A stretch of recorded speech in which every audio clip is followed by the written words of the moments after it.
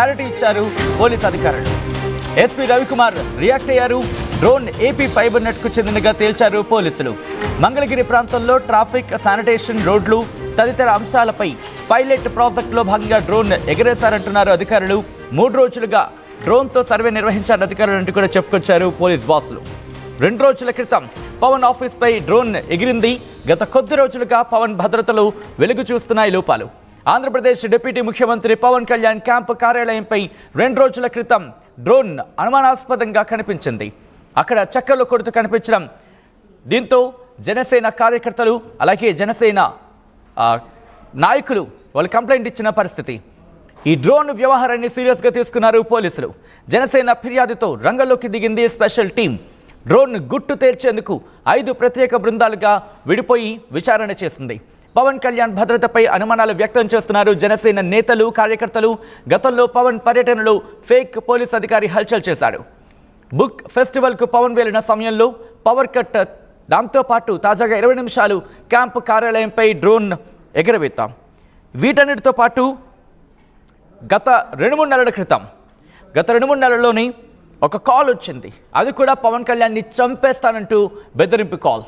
ఇవన్నీ కూడా ఒక్కసారిగా షాక్కి గురి చేస్తున్నాయి జనసేన నేతలని, కార్యకర్తలని. అసలు ఏం జరుగుతోంది, పవన్ విషయంలో ఏం జరుగుతోందంటూ కూడా ఆందోళన వ్యక్తం చేస్తున్నారు జనసేన కార్యకర్తలు, నేతలు. ఈ నేపథ్యంలోని కొద్ది రోజుల క్రితం, ఇన్ఫాక్ట్ చెప్పాలంటే కొద్ది వారాల క్రితం నుంచి కూడా ఈ అంశానికి సంబంధించి చర్చ జరుగుతూనే ఉంది. అయితే డ్రోన్ ఎగరేసిందెవరు? జనసేన చీఫ్ డిప్యూటీ ముఖ్యమంత్రి పవన్ కళ్యాణ్ క్యాంప్ ఆఫీస్పై డ్రోన్ ఎగరవేసిన అంశానికి సంబంధించి క్లారిటీ ఇచ్చారు ఎస్పీ రవికుమార్. డ్రోన్ ఎగరేసింది ఏపీ ఫైబర్ నెట్కు చెందినదిగా ఆ డ్రోన్ తేల్చారు పోలీసులు. మంగళగిరి ప్రాంతంలో ట్రాఫిక్, శానిటేషన్, రోడ్లు తదితర అంశాలపై పైలట్ ప్రాజెక్టులో భాగంగా డ్రోన్ ఎగరేశారు అధికారులు అంటూ చెప్పుకొచ్చారు. 3 రోజులుగా డ్రోన్తో సర్వే నిర్వహించారు అధికారులు.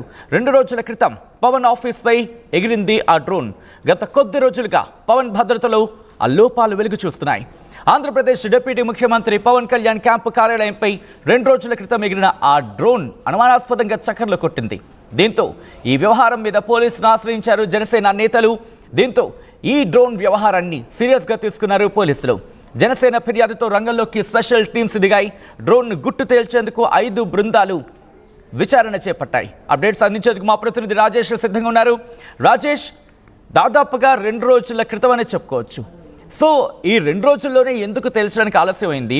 ఒకవేళ శానిటేషన్ వాళ్ళది అధికారులు అయ్యుంటే కనుక ఎందుకు ఆలస్యమైంది? ఎందుకంటే వార్తలు చాలా వేగంగా విస్తరించిన పరిస్థితి, మరి ముఖ్యంగా పవన్ కళ్యాణ్కి సంబంధించి ఎటువంటి అనుమానాలు వ్యక్తమవుతున్నాయి? పోలీసులు ఎటువంటి క్లారిటీ ఇస్తున్నారు ఇక్కడ?